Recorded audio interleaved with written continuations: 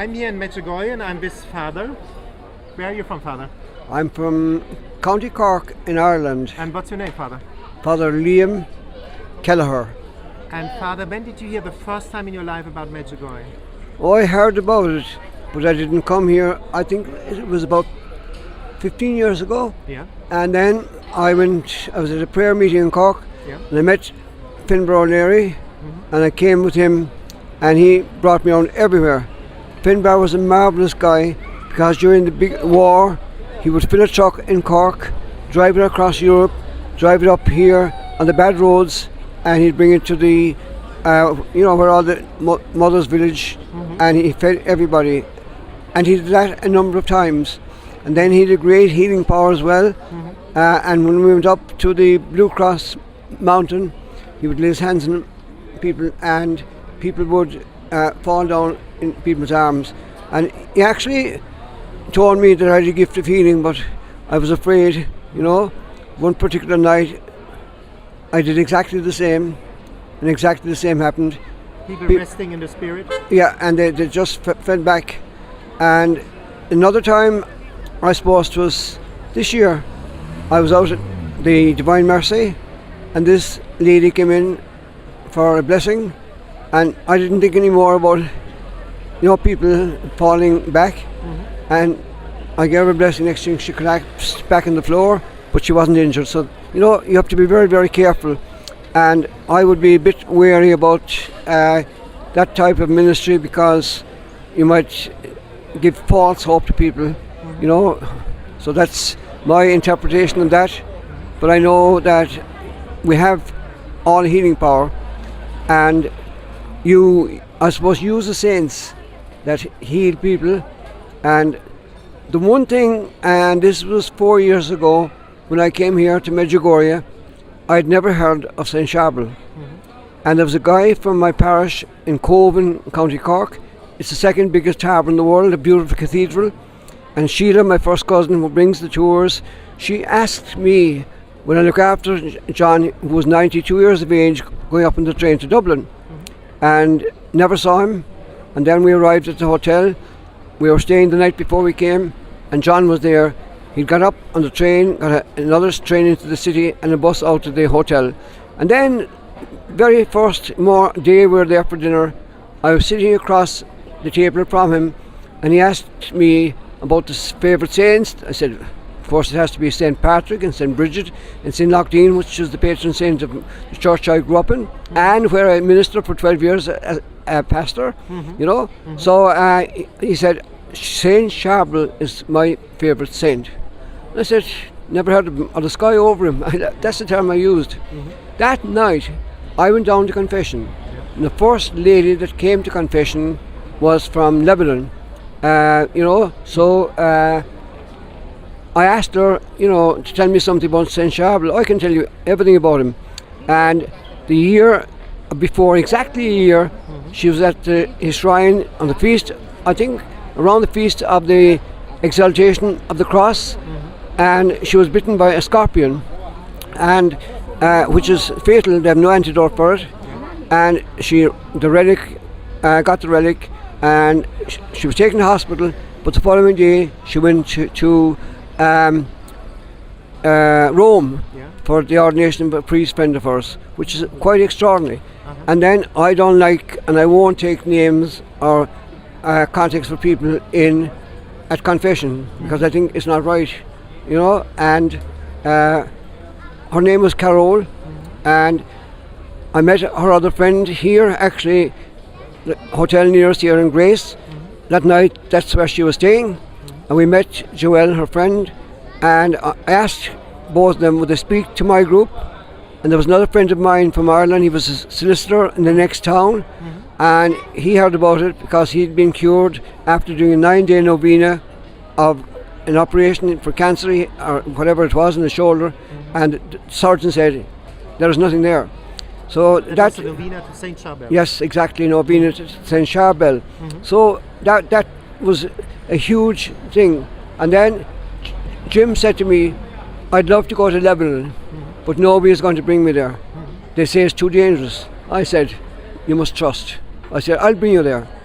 and we were here in maybe August, I'm not sure, but on November, I think it was the 19th of November, we went out to Lebanon. Joel and Carol in the car waiting for us at the airport, and took us right up almost to Nana in a hotel. There was nobody in the hotel, and we still found our way and found a bed until people came in the morning. The owner was a lovely old man, and his son brought us everywhere the following day. You know, Chadi was his name, and he brought us to all the other shrines, St. Rafka, St. Hardini, and of course we went to St. Charbel's. I suppose the Hermitage was our first stop the first morning, and that was amazing. And then we came down to where he is buried, and the following morning then on the 22nd we went to the Mass, and after Mass we saw the lady that has a stigma. It comes the day before, and then afterwards it heals up again, and she made a promise to Charbel that if he cured her, that she would be forever grateful. And she told him that there would be a sign that you know that you're being. She was healed by him. Yeah, exactly. So, and then we went to the other shrines then, and came back to Beirut for 2 nights to be near the airport. And then they fixed up the airport across the road from the American University in Beirut, and it didn't cost. He wouldn't take money, so I said I'd bless the hotel, you know, as kind of a thank you. But I hadn't met him, but I didn't realise until afterwards that he was a Muslim. But a lot of Muslims go to St. Charbel Shrine for Mass, and that'd be it. The other incident, 2 other incidents I must tell you about, because they're very, very important to me. I, a next door neighbour in one parish I was in, and their daughter rang me saying, I'm in hospital. My 2 children were brought in to see me yesterday, and I'm told that I'm not going to live, I'm going to die. So she said, would I ever come to the hospital and give her a blessing? And I said I would, but that particular day I had so many commitments. That evening I had 2 funeral removals to do. I had to meet another woman who had given me a lovely present for my Golden Jubilee, and she died, and she was miles away, and I called to see her, and I went up to the hospital first thing in the morning, and I took out the prayer St. Charbel, which is always in my pocket, and I took out the holy oil, and I said, pray to St. Charbel, and whatever. Then I came out here, and first morning I was at Mass, Leon said something that struck me like something amazing. He said, if we don't believe in God when things are going well, how can you expect him to help you when things are going bad? And every day we pray for that woman. I called to see her straight after going home, and she was better. The doctors were amazed she was still alive. 3 weeks later that woman left hospital, and she's still in good health. That was one. The second one was, and these are the 2 that stand out in my mind. The second one was the height of the start of the pandemic. And this lady rang me. I knew her through sport. I didn't know her husband. She said, my husband has been taken into hospital. He's very poor. He's not expected to live. He's in intensive care. Every single day, because I did Mass online, and I did the prayers to St. Charbel at the end of every Mass online. And then 6 months later, a national broadcaster who does a program, a late show every Friday night on television for 2.5 hours, but there's an hour slot every morning. And this particular morning he said, the best news we have heard, he said, since the beginning of COVID has been that this man who was in hospital for 6 months has gone home today. And to me that was huge. So every opportunity, that set me in a completely different path of life, and that was my year, my Golden Jubilee.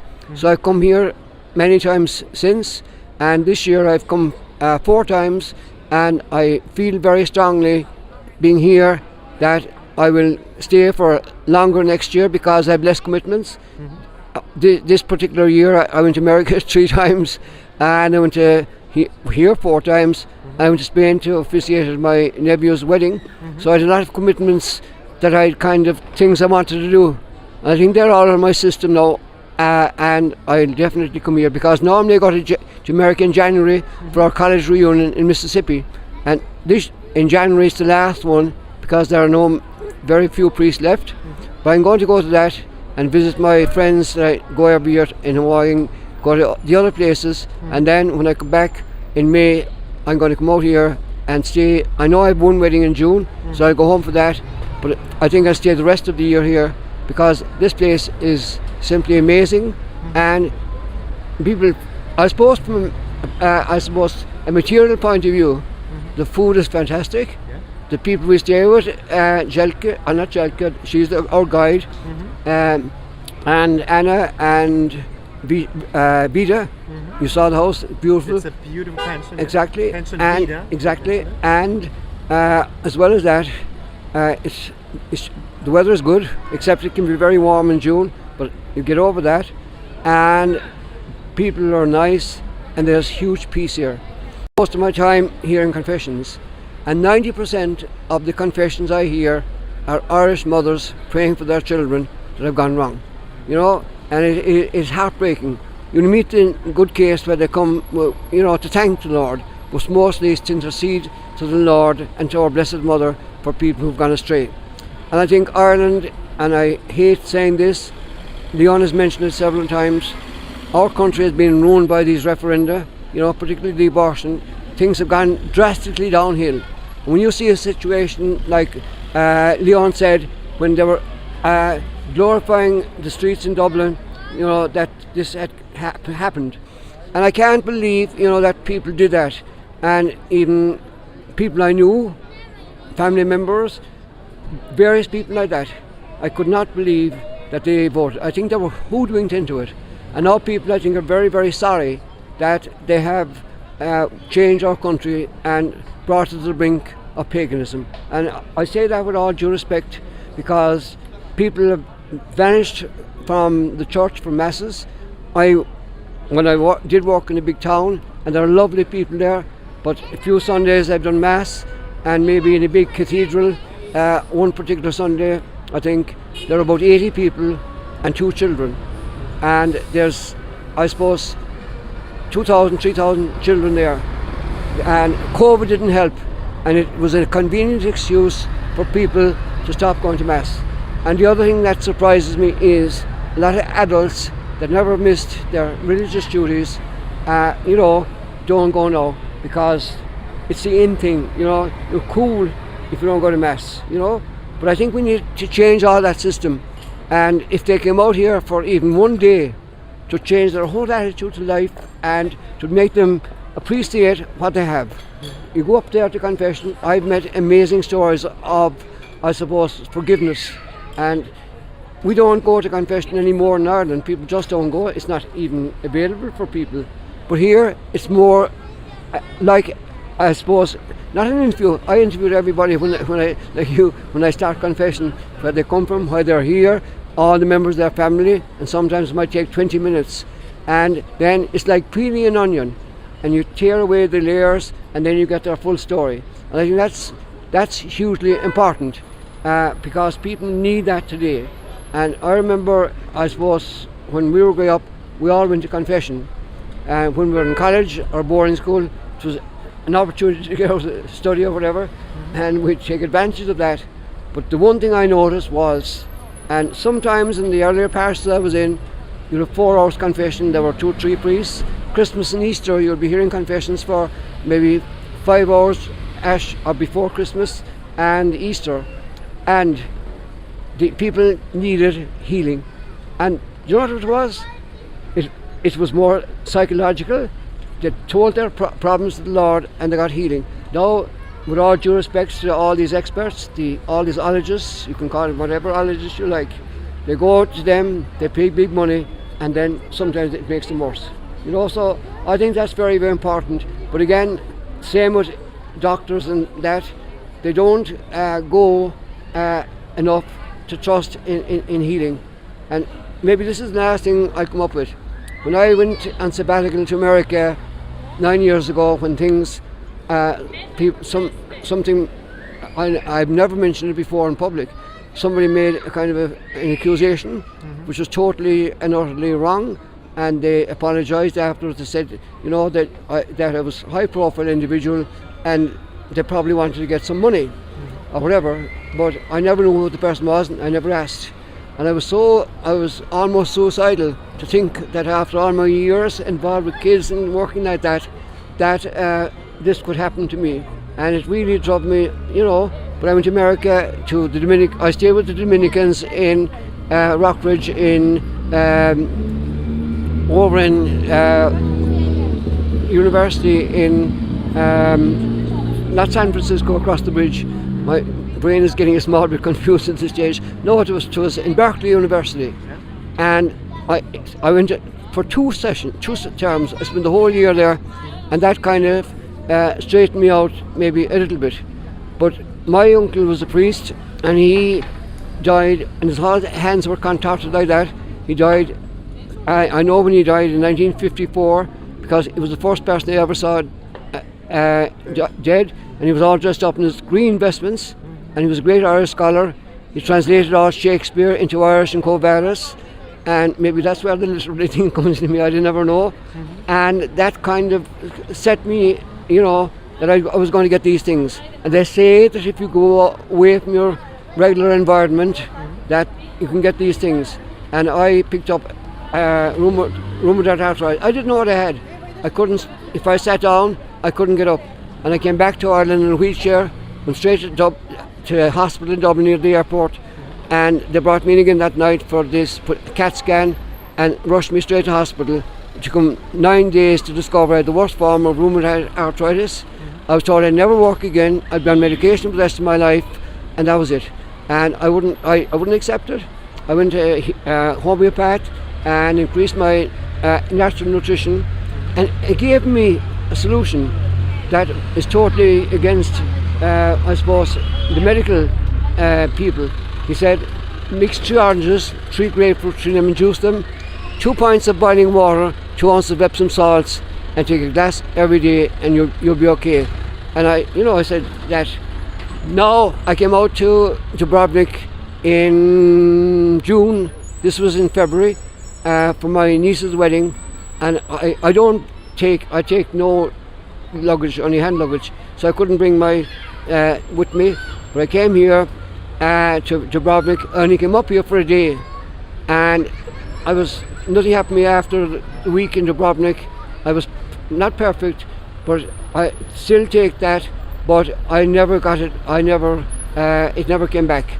I was told I'd never walk again. I'd be on medication for the rest of my life. And I went back to the rheumatologist 2 times in Dublin, and I said to him, I said, you're clear. You're the only person, he said, that I've dealt with that has got over this rheumatoid arthritis. And it was, I suppose, nutrition and prayer here. I came to Medjugorje 2 more times that year, and I went home a day early because I told the bishop I'd go back to work, because I was told I'd never work again.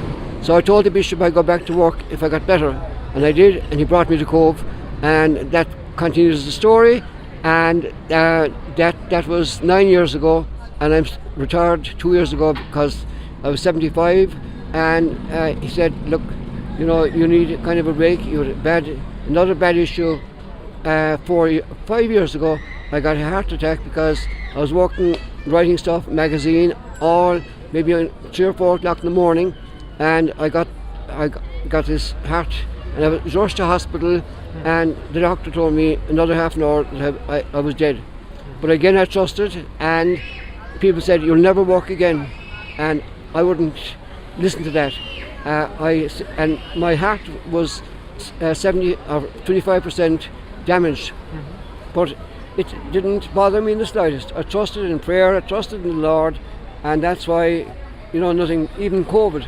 I went out here during COVID, last July, 12 months when nobody was allowed to travel. Well, there was one flight left Dublin for, to Malaga, and I was at an aunt's funeral in Dublin in Nunn, and I looked up and I said, there were flights for €25 return from Dublin to Malaga, and I went out, and then afterwards I travelled, and this time When I arrived here week before last, I had 65,000 miles travelled in this year alone. And I know I'm bad for the planet, but anyway, the planet will survive without me. And the other thing was that when I arrived here in Dubrovnik, it was my 31st flight in and out of airports this year. And everybody told me I was crazy. You know, at my age, my heart complained that, and it didn't bother me in the slightest. Why? The whole answer to this is trusting in the Lord, and we need to trust Him more and more. And that's why I appeal to the people of Ireland, you know, trust in the Lord. And one thing I suppose that might bring us to our senses is the difficult things that happen in life. Yesterday there was a terrible tragedy in Donegal where premises was blown up by gas. There was over the shop there were apartments and it all collapsed, and at the moment there's 9 people have died, and I hope no more, but there's several people injured and there are others they can't find. Now, why have they had, you know, all these apartments and places like that? There's plenty of places, everything is crowded in together. Everybody wants to make use of everything, and they don't think about, you know, the consequences if something happens like that. Because there were people in the shop, and it was a busy Friday, and my heart goes out to those people today. I think I'll finish that note because I want to go to confession. I could talk to you, Tom, all day and all night, but that's my major problem is. But now I want to talk about real things, and in being involved in sport and that all my life, it helped me because I love dealing with children. But I think all that's behind me. Now I still have an interest, but the rest of my life, as long as I live, it will be devoted to our Blessed Mother, coming here and making a statement to people that we can reverse the damage that's done. But it's going to take a long, long time. It's going to take a lot more than me. But again, prayer is the only way forward, I think, for the situation in Ireland, and in many countries in the world as well. And that is the biggest grievance in my heart. You know, they grew up in a beautiful environment, and now people have thrown it all away. Thank you for this beautiful, beautiful interview, Father. Yeah.